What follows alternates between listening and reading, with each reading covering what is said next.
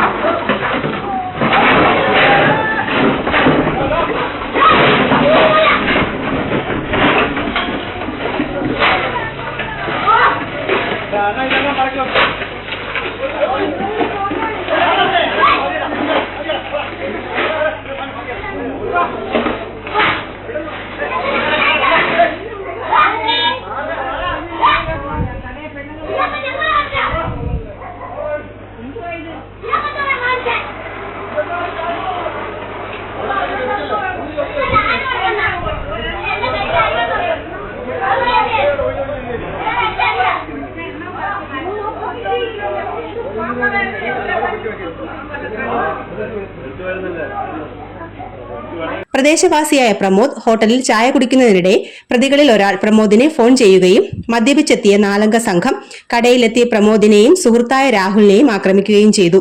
എന്റെ സ്ഥലം നെടുമ്പന് എന്നെ കൊണ്ടുവരിക ഞാൻ താഴെ പാത്രം കൊണ്ട് വെച്ചുകൊണ്ട് ഇരിക്കുകയായിരുന്നു. അന്നേരം മുനീർക്ക ഓടിക്കൊണ്ട് പോകുന്നത് ഞാൻ കാണുന്നത്. എന്നിട്ട് ഞാൻ എൻ്റെ ചെരുപ്പ് നിന്നുകൊണ്ട് ഞാൻ വഴക്ക് കേട്ടുകൊണ്ട് ഞാനും ഓടി.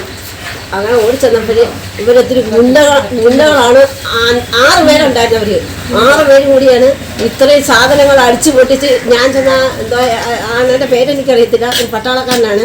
അയാളെ പിടിച്ച് മാറ്റി വീണ്ടും തിരിച്ച് ഞാൻ അങ്ങോട്ട് ഓടിച്ചപ്പോൾ വീണ്ടും തിരിച്ചു വന്നാണ് ഇവർ അത്രയും കസാരകൾ ഒരു പാവപ്പെട്ടവന്റെ കട അടിച്ച് തകർത്തത്.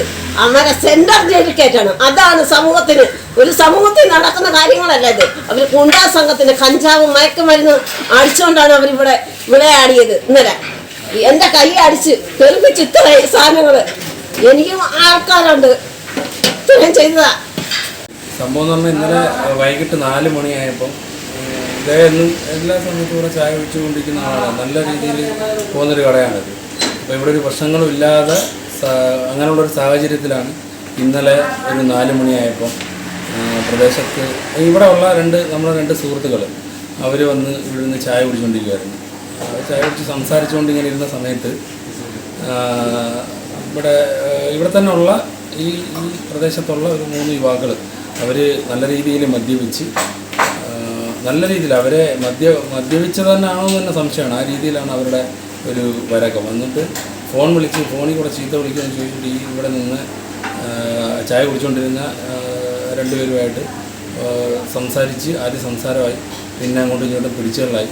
എന്നിട്ട് അത് കഴിഞ്ഞ് കുറച്ച് വീണ്ടും പോയി ഇവിടെ നിന്ന് ആൾക്കാരൊക്കെ പിടിച്ച് മാറ്റി വെച്ചിട്ട് പിന്നെ ഇവർ വീണ്ടും അങ്ങോട്ടും ഇങ്ങോട്ടൊക്കെ തിരിഞ്ഞ് പോയിട്ട് പിന്നെ വന്ന് കൈ കിട്ടിയ വടികളും അവരെ കയ്യിലുണ്ടായിരുന്ന കമ്പികളും അതുമൊക്കെ വെച്ചിട്ട് 2 പേരെ ഇവിടുത്തെ നല്ല രീതിയിൽ മർദ്ദിക്കുകയായിരുന്നു ഇവിടുത്തെ. അപ്പം പിടിച്ച് മറ്റം ചെന്നവരൊക്കെ അടിച്ചു. ഇവിടെ ഒരു സ്ഥാപനത്തിലൊരു ലേഡി സ്റ്റാഫ് ഉണ്ടായിരുന്നു. ആ സ്റ്റാഫിൻ്റെ കയ്യിലടി കൊണ്ട് പിന്നെ ഈ കടയിലെ സാധനങ്ങൾ മൊത്തം അടിച്ച് തകർത്തത് വീഡിയോ നല്ല രീതിയിൽ വീഡിയോയിലുണ്ട്.